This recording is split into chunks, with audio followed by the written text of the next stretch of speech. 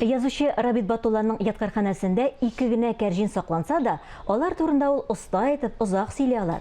Ни өчен талчыбыктан үрү табигать өчен файдалы? Бу турда да без Татар йөзе сәхифәсеннән белербез.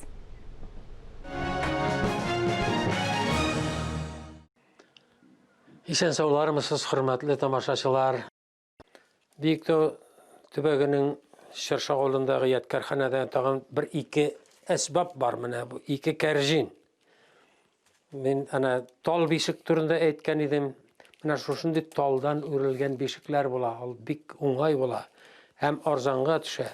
Менә Әрәмә якын су буендагы авылларда ел тал бишек эшлиләр иде һәм кәрҗин үрәләр иде. Менә нинди матур кәрҗин. Карагыз әле, ул бит гаҗәп чыдам. Бәрәңге ташып була менә шушының белән. Карагыз әле, бернинди кадак кирмәгән.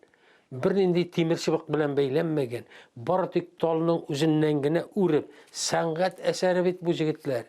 Сәнгать әсәре.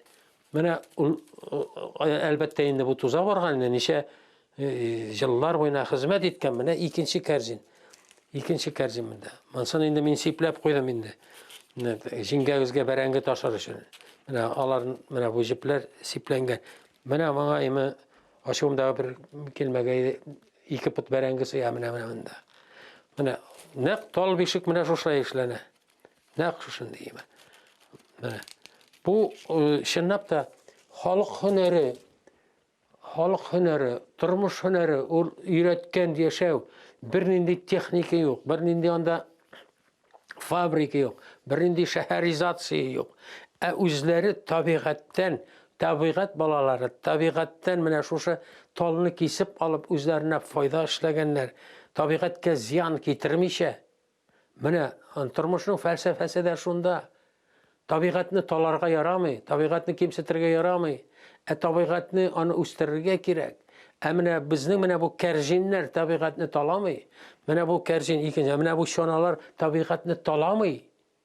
Ә табигатькә ярдәм итә. Чөнки менә бу талны киссәң, икенчесе үсеп чыга. Ул бетми дигән сүз име. Менә шушылай иттереп теге Америка индеецлары табигатька никадәр якын булса, бернинди техникасыз име. Безнең татарлар да, төрки халыкта име, табигатькә шул кадәр якын булган һәм табигатькә зыян китермичә үзенә файда эшләгән. Менә бүгенге көндә табигатькә зыян китереп, үзенә файда эшләүчеләр, алар име зыянлы кешеләр.